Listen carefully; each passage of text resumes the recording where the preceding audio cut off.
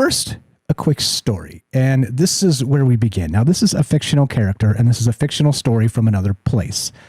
Dr. Elise Valens stared at the data in disbelief. Every simulation, every simulation, every calculation screamed impossible. Earth's orbital eccentricity, that slight elliptical variation, wasn't simply off.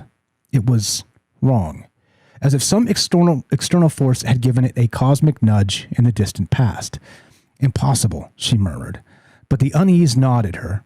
Orbital dynamics don't work that way, unless Elise dove into the most ridiculed areas of astronomical history: rogue planets, wandering stars, anomalies of interstellar encounters. That's when she found it, nestled in old papers nearly forgotten: the Oort cloud hypothesis. The notion was almost quaint, a theorized sphere of icy debris around our solar system, disturbed occasionally by a passing stray object. An interesting idea, but hardly a mechanism capable of changing Earth's orbit so noticeably, until Elise plugged her revised models into its variables. Within weeks, a terrible picture emerged. Not a simple passing encounter, but a near impact. A rogue entity, perhaps a failed brown dwarf, tumbling erratically through the system. Calculations suggested it wouldn't have harmed Earth directly, but as it skirted past, its gravitational pull would have been immense. That pull, a subtle tug, enough to alter our path forever. But there was more. Elise's eyes fell on a small data set overlooked decades before. Anomalous fossil findings. Hints of bipedal humanoids far predating existing estimates, with strange variations. Some almost avian, others with peculiar hoof-like lost my spots. Others with peculiar hoof-like features reminiscent of mythical creatures. Could those dismissed finds be evidence of Earth's genetic makeup responding wildly to that catastrophic shift in our cosmic history? This new picture painted a universe far more chaotic than anyone imagined. Ancient humans had somehow survived not just on a geologically dynamic planet, but through the aftermath of a near-miss celestial dance. Elise wondered, were those stories of fauns and sprites mere flights of fancy, or distorted memories of humanity's original form, altered irrevocably in the crucible of a cosmic tango? AI written, as you can tell. One terrifying aspect became clear. Such rogue objects still existed, and while a direct Earth strike was unlikely, the echoes of a past, brush with oblivion, loomed heavy on Elise's mind. Every night, looking up at the familiar yet undeniably alien stars, she couldn't shake the notion that humanity's past, present, and future were shaped not just by earthly evolution, but by the unseen and unpredictable forces within the vast cosmic web. Now, what does it have to do with this and this weird picture of this sort of fawn-like perfect woman, as we're told? Now, back to this, and that's that story of leading up into sort of a, let's say, a near miss of a brown dwarf star or something to that effect, right? And going back to a time, let's say, immemorial, before even, before the dinosaurs, right? Kind of the land of the lost type of thing, but even deeper than that in Earth's history, because we're talking 4 billion years. What they say, 65 million was a dinosaur KT boundary sort of extinction event. So there's a lot of space in there. We're talking billions of years of some wild things to go down. And so tonight we're considering those wild things and what's in that sort of missing aspect of the billions of years prior. And I do got to wonder, so now back to this real quick. The anatomical oddity, they're calling this, again, goes back to June of 2018, is they're creating the perfect woman genetically, okay? Now, again, you can see there's like a baby sticking out of the stomach there, if you guys are watching the stream. Well, it's not as strange as it seems. It's because the perfect woman is apparently a marsupial, and that's a nursing young in the marsupial pouch of the woman herself, okay? But here's the thing that stood out to me, which is absolutely wild on this. I can pull this up and I can show you this real quick. And okay, so if you guys are watching the stream, I'll get the full, there you go. There's the full actual depiction of this, perfect, genetically perfect woman. All right. Now, again, this is the vision of the Alice Roberts on Twitter. Give her a follow, Twitter X, and wild stuff. But what stood out to me in this aspect of this sort of idea of a perfect woman genetically is there were some really, really freaky throwback ideas and sort of the genetic strains of what humanity might have been before humans, prehistory, let's say. prehistory, let's say. Now, one of the things that stood out was these fawn-like legs. You guys notice that? The Greek mythology, the fawns and the satyrs and almost even like goat legs or goat hooves. It's creepy. It's incredibly creepy. Of course, this is all sort of a speculative, fiction take on what may have been a better evolutionary aspect based on, again, the Alice Roberts and her evolutionary biological education, and of course her life experience as a human person. And she was using this as an example of this specifically because we have a situation going down with we're not perfect. We're strange. We're sort of figuring out what the modern evolutionary aspect of a human would be, because we're using iPads and we're going to be having these weird Apple devices on our head, and things are going to be very different, and we're not going to be like the millions of years of evolution we're told that got us here, and things are going to change incredibly quickly. And so what does it look like for the future? And this is one of them. And again, I encourage you to read the article down below. I'll pick a few things out from this and read them to you regarding what she was thinking and why this entity, this quote perfect woman, ends up as such. And funny, if you read some of the Twitter X comments, everybody with the hot take culture, right? And there's some people that are like, the unanswered question that nobody wants to say is, would smash or whatever. Right? It's like, come on, guys, stop it.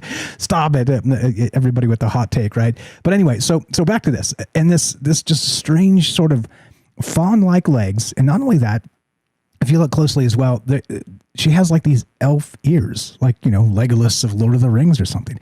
So, I mean, we're looking at this sort of entity that's not really human. It's sort of a quasi-human, some sort of bizarre genetic hybrid brought out in a dream. Weird science, says Matt Allen. That's correct. But oddly enough, it has these throwback ideas of, elvish ears and sort of these large eyes. Kind of looks like Gollum a little bit, right? If you guys have seen that. I mean, it's very, very like fantasy, ancient Greek mythology and folklore. It's creepy. But then it got me thinking, like, okay, so if this is sort of the image of a perfect woman, again, genetically, and in my perfect woman, yeah, exactly. You guys with your jokes. So point is that how come even, we have an evolutionary biologist here that's describing a perfect genetic sort of variation of us that would help in a bunch of different ways. And look, I get the marsupial thing because, childbirth is it's just not a fun thing. It's one of those things that's dangerous to the women. It's dangerous to the babies. It's just been dangerous for a very long time for a lot of reasons. The big head, the big brain we've got that we kind of got to, smash through a tight space and all the rest of that, right? That the hips and it being, the bone structure, it is fraught with peril, the birthing process. And that's been known for a very, very long time. I'm not telling you anything new, but in the old days, of course, it used to be one of the most terrifying things because we're coin flipping whether, the mother and or the baby survives. Horrific, right? And so that's really her point in kind of saying that, maybe we would evolve to be marsupial. So we didn't really have that. It was kind of, these embryos were able to sort of form and grow in the comfort of a pouch like this, which again, super creepy, a little baby head sticking out of a the perfect woman's stomach, quote perfect woman. But anyway, so strangely enough, there are the elvish ears, the sort of like large Gollum-esque eyes. There are the legs that are very short up top with the short thighs, and they kind of bend a knee very, very high up like the satyrs of old. I mean, the only thing we're missing, at least in the bottom half, is hooves. I mean, like actual hooves, which is wild. Okay. And back to the celestial stuff. I was thinking this. Okay. And this is where my mind was at tonight when I was thinking about this idea. I was like, okay, if we have this situation where even a modern genetic biologist is like, okay, well, here's what a perfect, quote, in her opinion, quote, perfect woman would be like. Okay. Genetically. Okay. And so with the genetic traits, well, it got me thinking about some of these other articles that popped in the last couple days here, which one specifically from sciencealert.com. All these are going to be linked in the description if you want to check it out. Earth's orbit mysteriously altered by chance encounter millions of years ago. And back to this. So a grazing encounter between the solar system and a passing star could once have changed the Earth's orbit enough to wreak havoc on the climate, new research has found. Around 56 million years ago, at the boundary between the Paleocene and the Eocene, Earth's temperature warmed up by 8 degrees Celsius or 14.4 Fahrenheit. This has always been a bit of a puzzle, but planetary scientist Nathan Kaib of the Planetary Science Institute and astrophysicist Sean Raymond of the Laboratory of Physics of Bordeaux suggest a chance encounter may have been the culprit. Their simulations show that a star passing by the solar system could have introduced enough disruption to planetary orbits to nudge Earth slightly off course. Now, which is exactly the point of this. Now, if we're talking about 4 billion years of the Earth existing, okay, ballpark, like I said, if you believe that, if you don't, that's fine. It may be older, it may be younger. Look, I don't really know. I don't have a dog in that fight. I'm not here to argue what the modern science is describing here. We'll just take it on faith and go with it and think about maybe what prehistory looks like in this sense. Now, where my mind was the actual aspect of maybe these types of things were not necessarily so isolated. And maybe this type of stuff was just enough to maybe even throw off sort of the genetic diversity of the old ancient days. Again, prehistory. And maybe, just maybe, there's no coincidence that this, what's her name? I'm always going to get it wrong. That the Alice Roberts, maybe there's no coincidence that she's kind of peeling up these old ideas of elvish ears, of these fawn-like legs, of these, like kind of a satyr, a marsupial satyr, big-eyed Gollum-looking, genetic specimen. Maybe there's not a coincidence that some of these old ideas resonate still genetically, because maybe, just maybe, this is where we came from. And that's the question tonight. Is it possible that somehow, some way in prehistory, in the dawn of time itself, we had a situation happen that was more like this, more like an evolutionary strain or offshoot that was more like the folklore of old, specifically, of course, with, not just the satyrs and all the rest of this. Imagine, I don't know, like a centaur. And, now we're getting a little ridiculous, right? Like the horse body and the human torso. But you get the idea, right? Maybe they extrapolated from there and, told some wild tales.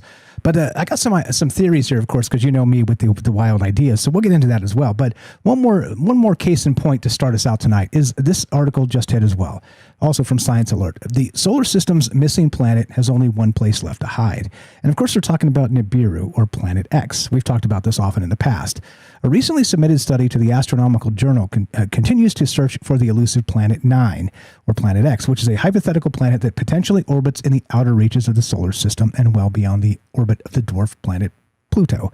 The goal of the study was to narrow down the possible locations of Planet 9 and holds the potential to help researchers better understand the makeup of our solar system, along with its formation and evolutionary processes. Okay, now we're talking evolutionary processes again, right? And so I'm like, okay, I do wonder if not just sort of a passing brown dwarf star or something messed things up so long ago that we had maybe an actual veritable folklore fest of genetics. You know what I mean? Maybe some of these ideas that are, again, resonant in the modern day are there for a reason. Maybe they're built into that sort of DNA memory, as we've described, the epigenetics, and maybe even into the folkloric memory of us for a reason. And maybe we've told these stories for a long time for exactly this reason. And again, how possible is it? As you know, like I said, no truths to be found here, just some wild ideas. But the evolutionary process of this is not just, let's say, a passing brown dwarf, as I described in that story, again, fictional story, everybody relax. But also, beyond that, we have Planet X that supposedly comes by every 30,000 years or so. And not only that, it's supposedly at least 4 times the mass of the Earth itself. So if not only do we have sort of the cosmic, shooting gallery of just a kind of randomness, but then we also have this massive object that kind of floats back and forth and really messes things up every 30,000 years or so. Is that real? Is it not? And is it actually enough to affect, well, let's say the evolutionary aspect of what we're talking about tonight? And when you start to look at this, again, evolutionary biology, and consider that, the perfect woman, as suggested by, at the Alice Roberts on Twitter, is this really bizarre looking satyr-like legs, elf ears. I mean, like I said, the only thing they're really missing is the hairy legs and the goat hooves, I mean, it's very creepy. It's incredibly creepy. And like I said, this is an old story. This was from June of 2018, but even so, it still resonates, of course, because this seems to be an idea that will not die, right? The idea that maybe these folkloric entities are somehow, some way more intertwined with us than we ever imagined. And that becomes the question actually tonight is any of this possible? And of course, I tied in the, Planet X, Nibiru, as part of maybe this large evolutionary cycle, or even in the days of yore of the primordial beginnings of the solar system and the Earth itself, that maybe evolution had begun in a, let's say, even a faster way than we ever predicted, with sort of that stardust and the whole bit, right? I don't want to get into pre-life again, because that was a great conversation. I don't want to ruin that one with this one, but you get what I mean. And maybe there was just maybe, again, drinking the maybe juice, as we always say here, but maybe, just maybe, we're in sort of our second or third or fourth or fifth evolutionary sort of re-beginning. And it seems strange, doesn't seem odd. And this is the wild part about this, is we have an evolutionary biologist that's actually saying that the perfect genetic specimen, the perfect woman in this modern day would kind of look like a satyr with elf ears and golem-like eyes. And there's a few reasons for this. So back to this article real quick. As usual, love to hear your thoughts. 702-957-1037. Click the Discord link at troubledminds.org. We'll put you on the show. Here's the thing, right? And all these links are going to be in the description down below. And this was, again, back to 2018. So this is an old story. But like I said, it's still resonating for some obvious reasons. And look at those legs. Look at those pins, as they say in those British tabloids. It's it is it's scary. It's scary. Okay, so now the perfect body. Let's read a little bit from this, because this is where this individual was thinking. Again, back to at the Alice Roberts on Twitter, and she says this, and this is part of her actual summation of why this is a genetically perfect woman. Okay, and she's basing it on herself, what she would want, sort of as a genetic. Sort of redo, like a reroll, like a Dungeons and Dragons reroll for your character, right? Think of it that way. So the eyes, like we talked about, the golem-like eyes, okay, of this entity. The eyes, she says, our eyes have evolved with blind spots that our brain fills with interpretations. But how about we wire up the eye sensibly and avoid the blind spot in the first place? Octopuses do just that. So let's steal their anatomy for the eye. What? so not only do we start with satyrs and this weird stuff and the fawns of old, suddenly we go Cthulhu. Suddenly we go. Why not? I mean, let's put some tentacles on our back while we're at it, right? So anyway, the ears, our ears lose sensitivity to higher frequencies as we age. Quote, to tackle this, we could either opt for regenerating hair cells, or we could look at amplifying the sound coming into the ears in the first place.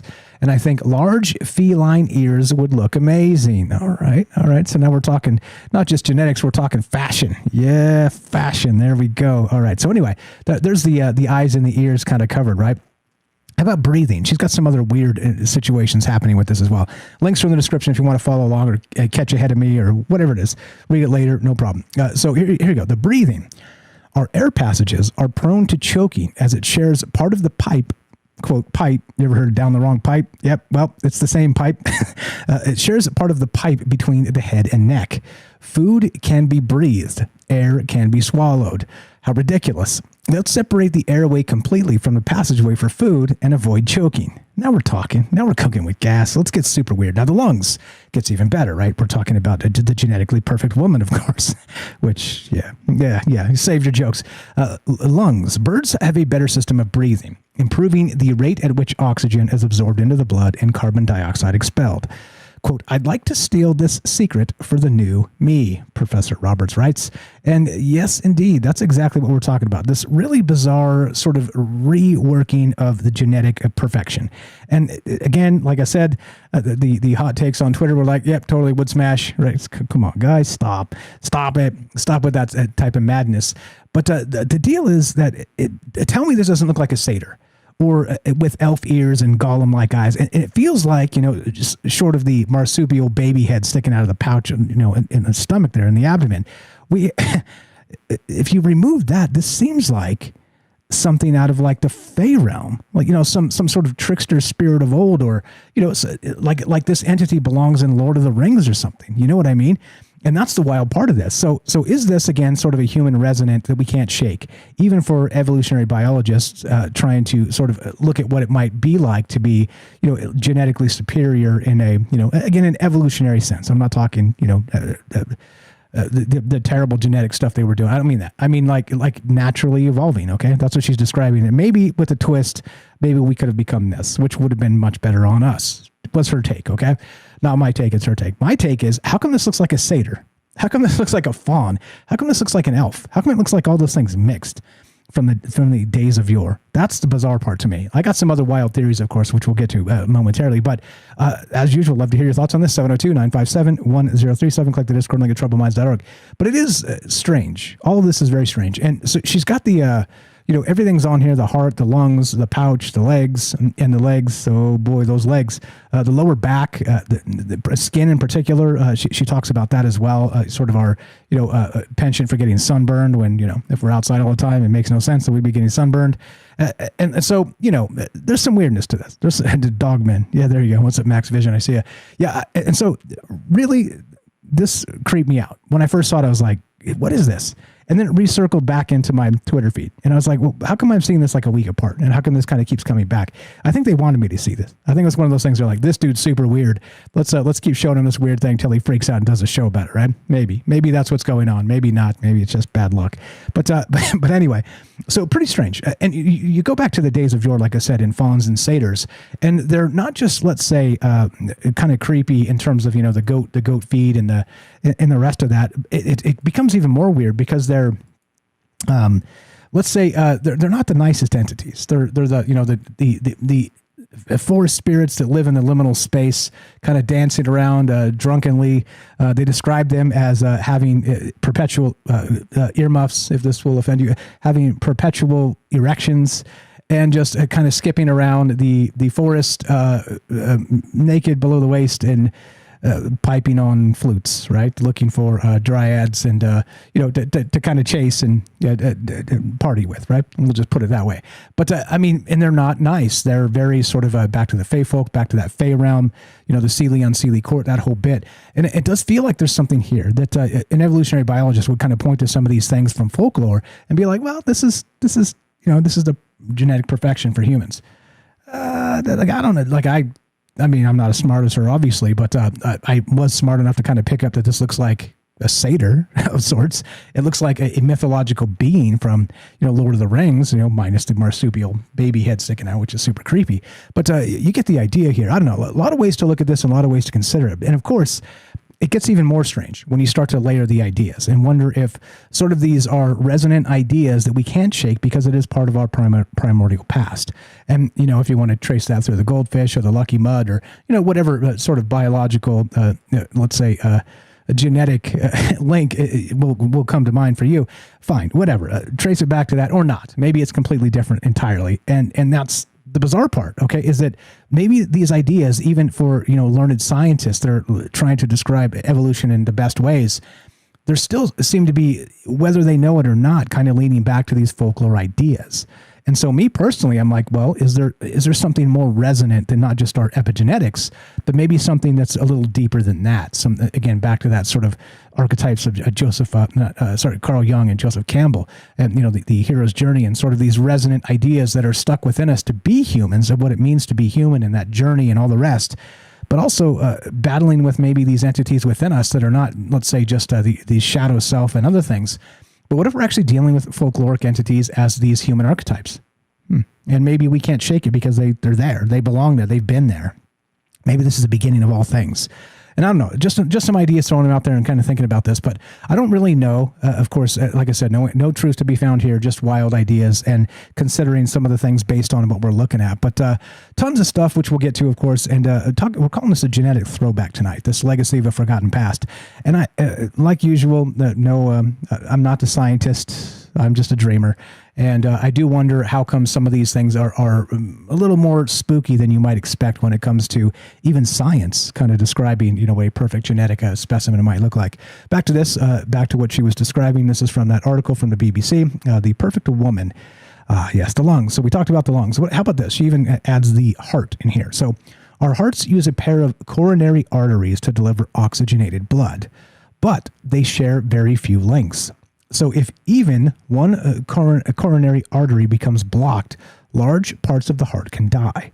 Quote, other animals, including dogs and guinea pigs, have plenty of links between the arteries, so that areas of heart muscle are supplied by both vessels. If there's a blockage in one, the other artery can take over. So there we go. We got a dog heart. That seems fine. I mean, dogs got big hearts. They love humans. hey, if we got to swap our heart out for anything, give me the dog heart, you know? Hey, loyal. Hey, he's a good boy. He's a very good boy. We'll take it. The spine. Our long, flexible spines are great for running and climbing, but the lumbar vertebrae are always under great strain. As we age, their ligaments holding discs in place dry out, leading to back pain. Quote, as a sufferer of a slipped disc, I'd like to opt for a chimpanzee fix here, because why not? Reducing the lumbar spine from 5 to 4 vertebrae.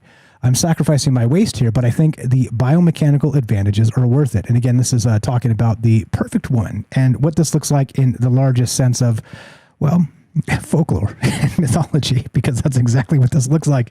Like this entity belongs in Lord of the Rings.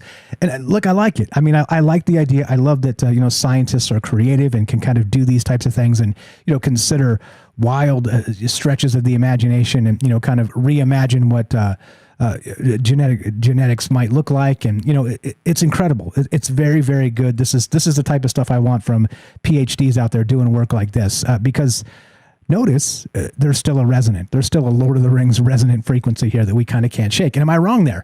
As usual, we're doing this to include you if you want to be part of the show. 702-957-1037. Click the Discord link at troubledminds.org. But does this not remind you of Gollum, of Legolas, of the satyrs of old with the weird kind of, I don't know, nearly backwards knees type of thing, the short knee very high up, and it's just odd. It's just an odd sort of depiction of this, and it does, like I said, it did scream at me as belonging in Tolkien's Middle Earth, which interestingly, by the way, Tolkien's Middle Earth was supposedly a place like we're talking sort of in the pre-dawn era of time, before the dinosaurs or something to that effect, right? Something way back.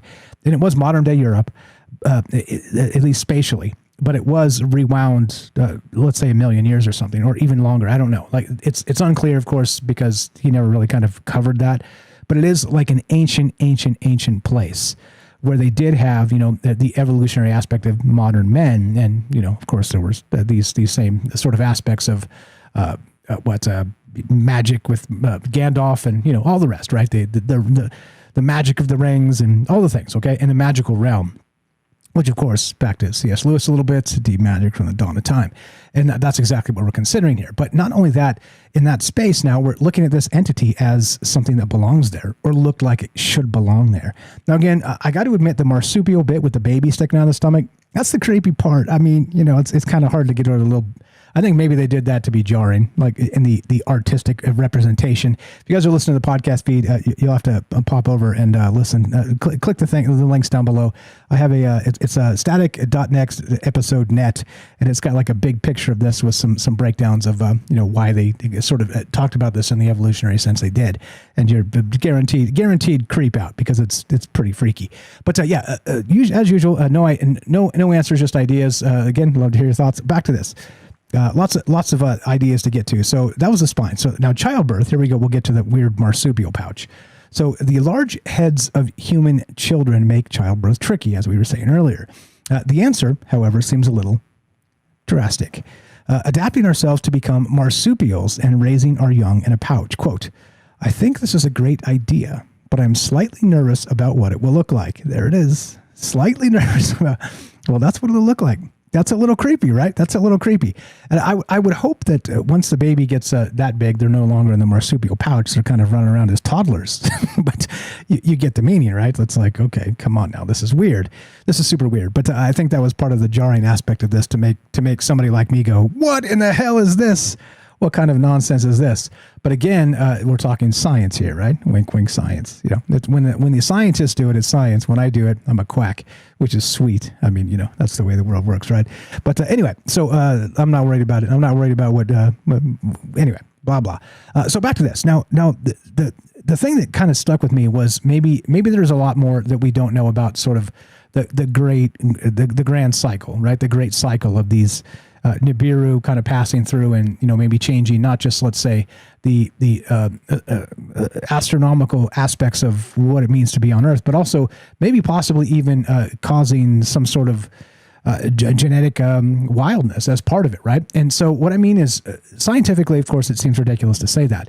But when you look at the idea of panspermia itself and the idea that we come from the stars in some capacity or another with these actual, meteorites or comets or whatever, like kind of just bouncing around in that shooting gallery in the old days and kind of landing on things and stardust and, kind of being the primordial soup of, bouncing around with energy and comet dust and, water and all the rest of the things we talk about, basically the building blocks of life, which, by the way, another parallel there is they just got that sort of that carbon sort of dust back from the asteroid Bennu. You guys paying attention to that story? Bennu is the name of the asteroid.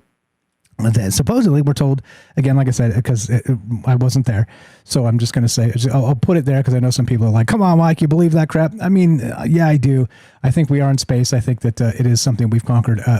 There are some holes in the story, but I think it's probably due to national security aspects, which is very much why the UFO stuff kind of comes up a lot and why I talk about sort of the national security stuff and, the let's say the fabrication of stories sometimes. I don't know. I don't have the answers, but I do know that a lot of this stuff does go back to, let's say, stardust.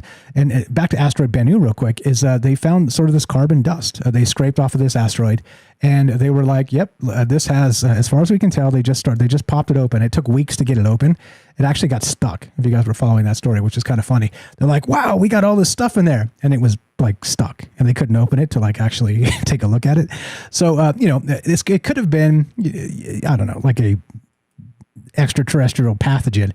So maybe spending a couple of weeks to open it wasn't the worst thing for us. But anyway, so they finally got the thing popped open, and they said there's way more in there than they ever expected to scoop off of this thing. But the initial tests suggest that it is literally chock full of the building blocks of life.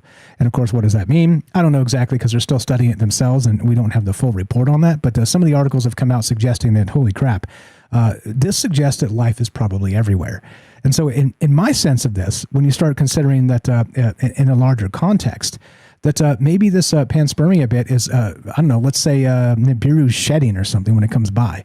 And it's kind of dropping sort of this panspermia idea of, well, and it would make sense back to the Anunnaki story based on that. Just give that a second and let it ruminate for a moment that they said they're trying to get off of it because it has some sort of a problem with the atmosphere and they couldn't live there and they had to live and they came back to Earth. Mining gold, something to this effect, right? Which is a kind of an echo of Battlefield Earth. I think L. Ron Hubbard ripped that off from the Anunnaki story. Anyway, wild stuff to consider here. And I do wonder if there is, not just, let's say, stardust one time or stardust, comet dust from the days of yore, but I do wonder if there's sort of a cyclical aspect of this, back to the cosmological great wheel. And imagine if they do find this massive planet out there that's, again, 4 times the size of Earth as we're told mass-wise, that maybe there's something to this. And I don't really know.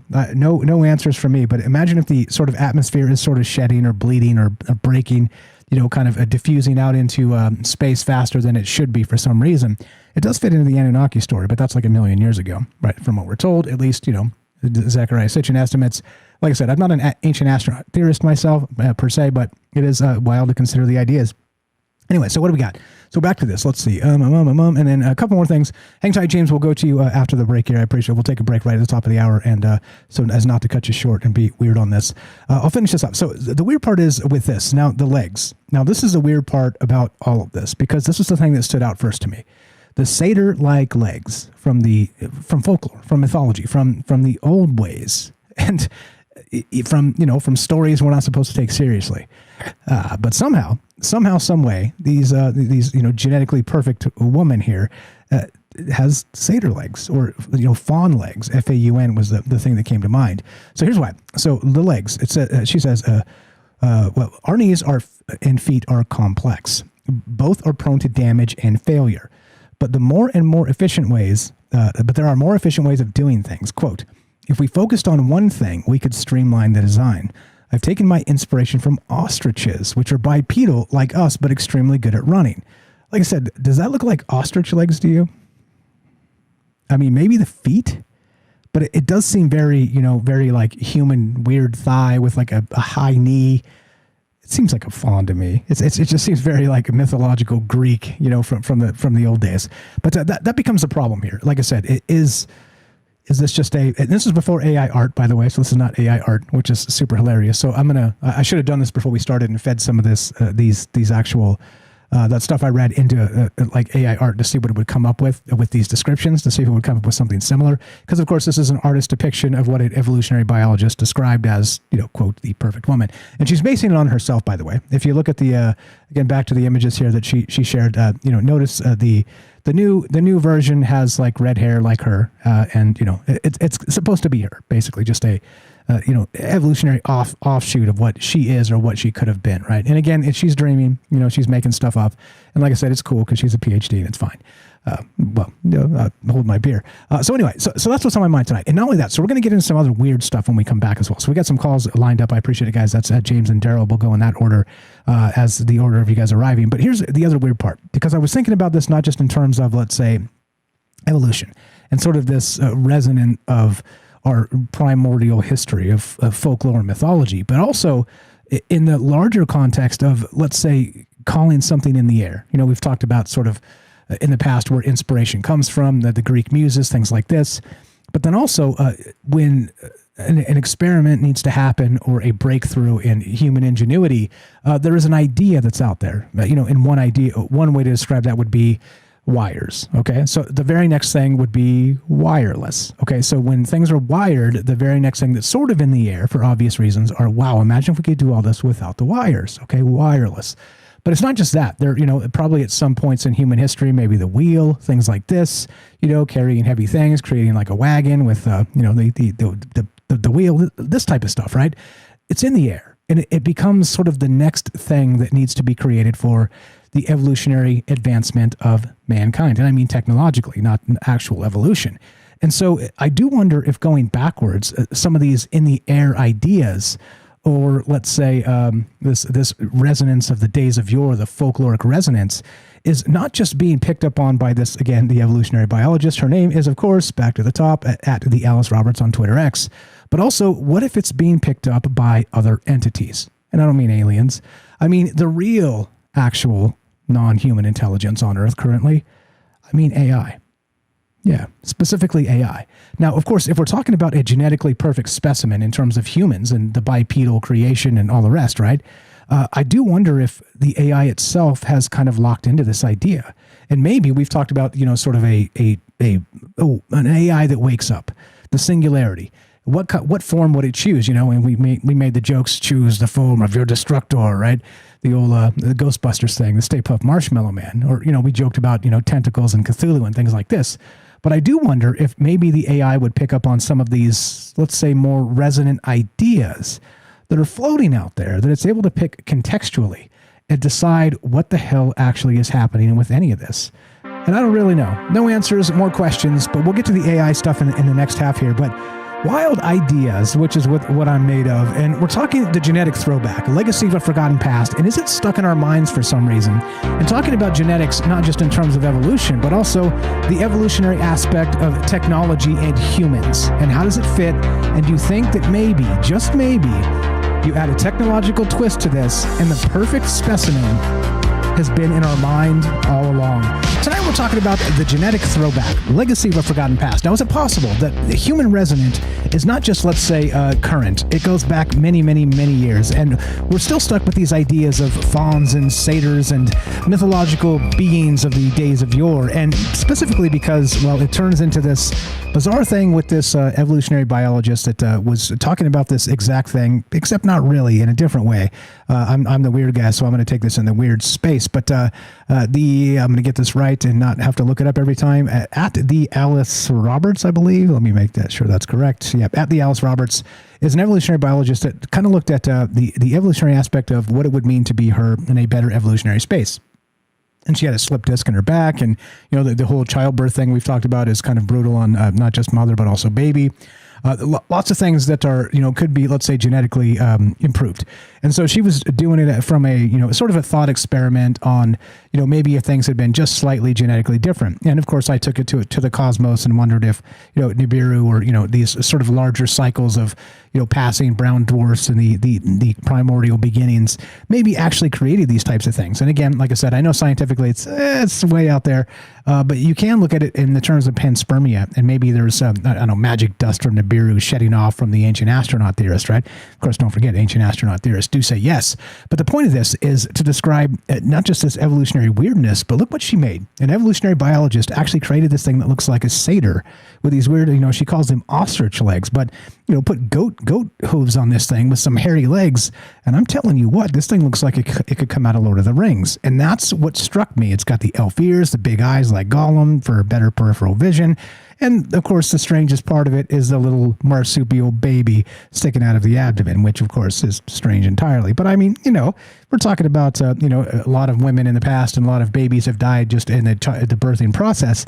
I mean, I could see it. I mean, weird, yes. Functional, yes. Well, good looking, not really. In any case, everything's not about looks, and it is funny that she put the baby there specifically for that reason, to cause that jarring effect. But anyway, I'd love to hear your thoughts on this. Is it possible that not only is sort of an evolutionary biologist sort of stuck in this rut of the old ways that in the air we're talking about, but it doesn't leave us? And she created like something that really looks like it should come from Lord of the Rings. Is this real? Is this what does this look like to you? And what are we talking about? We'll get to AI and how this fits into it in a moment.